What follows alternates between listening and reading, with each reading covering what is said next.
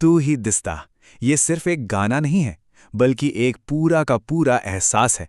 इसके बोल, इसकी पोएट्री हमें एक ऐसी दुनिया में ले जाती है जहां प्यार की कोई हद नहीं होती। तो चलिए आज हम इस गाने के लफ्ज़ों में उतरते हैं और उस इमोशनल कहानी को समझते हैं जो इसमें छिपी हुई है। गाने की शुरुआत ही इस एक लाइन से होती है, तू ही नज़ारों में तू सदा। और यकीन मानिए, ये सिर्फ एक लाइन नहीं, ये पूरे गाने का दिल है, उसकी आत्मा है। यहीं से हमें उस प्यार की पहली झलक मिलती है जो इतना गहरा है कि दुनिया की हर चीज़ में, हर नज़ारे में सिर्फ और सिर्फ एक ही चेहरा दिखाई देता है। तो चलिए कहानी के पहले पड़ाव पर चलते हैं, जिक्र से शुरू बातें। यहाँ से प्यार की उस दुनिया की शुरुआत होती है जहाँ एक इंसान का पूरा वजूद दूसरे इंसान के इर्द गिर्द सिमट जाता है। ये सिर्फ प्यार नहीं है, ये एक तरह का मुकम्मल समर्पण है। जरा सोच कर देखिए, एक ऐसी दुनिया जहां हर सोच, हर ख्याल, हर एहसास सिर्फ एक ही इंसान के चारों तरफ घूमता हो। इस पहले हिस्से में शायर की हालत कुछ ऐसी ही है। उनकी पूरी दुनिया, चाहे वो अंदर की हो या बाहर की, सिर्फ उनके महबूब के लिए ही है। जब वो कहते हैं, मेरी बातें हैं तेरे जिक्र से शुरू, तो ये सिर्फ एक खूबसूरत लाइन नहीं है, इसका मतलब बहुत गहरा है।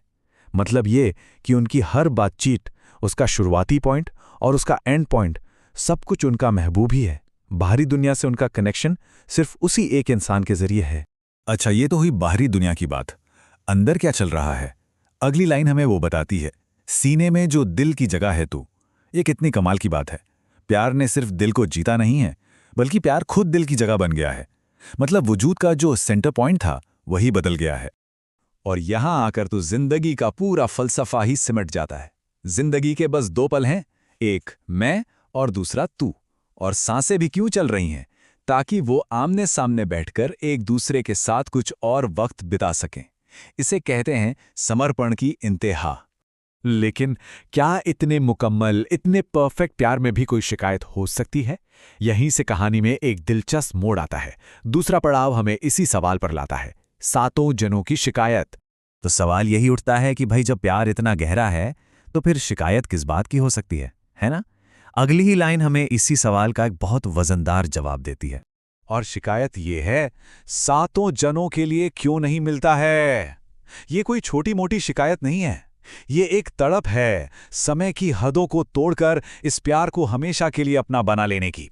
सवाल यह है कि इतना खूबसूरत प्यार सिर्फ एक ही जिंदगी के लिए क्यों?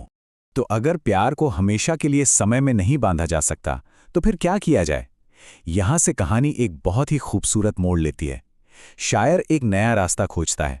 अगर प्यार को समय में आगे नहीं बढ़ा सकते, तो चलो उसे हर जगह, हर जर्रे में फैला देते हैं।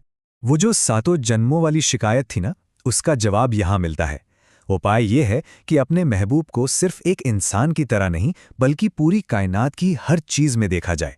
और यहां आकर देखने का नजरिया पर्सनल से बढ़कर कॉस्मिक यानी ब्रह्मांडीय हो जाता है।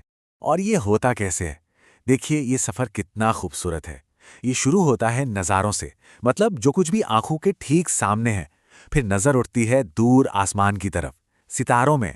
और हद तो तब हो जाती है जब खुदा में भी अपना महबूब ही नजर आने लगता है। और फिर कहानी अपने क्लाइमेक्स पर पहुंचती है, होगा शायद वो खुदा भी तेरे जैसा होगा थोड़ा।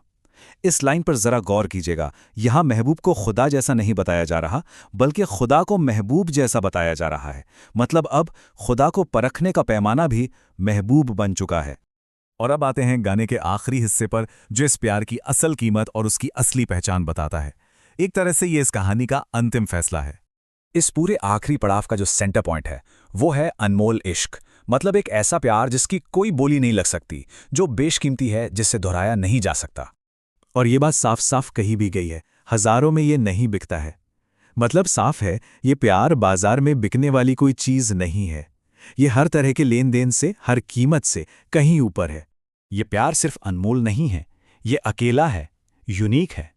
हजारों या लाखों की भीड़ में भी वो बस एक है। और यही बात इसे और भी ज्यादा कीमती बना देती है। और ये आखिरी लाइन जैसे एक स्टैंप लगा देती है इस बात पर। इस प्यार की असली कीमत उसकी इसी यूनिकनेस में है कि हजारों की भीड़ में भी वो हमेशा से वही एक था।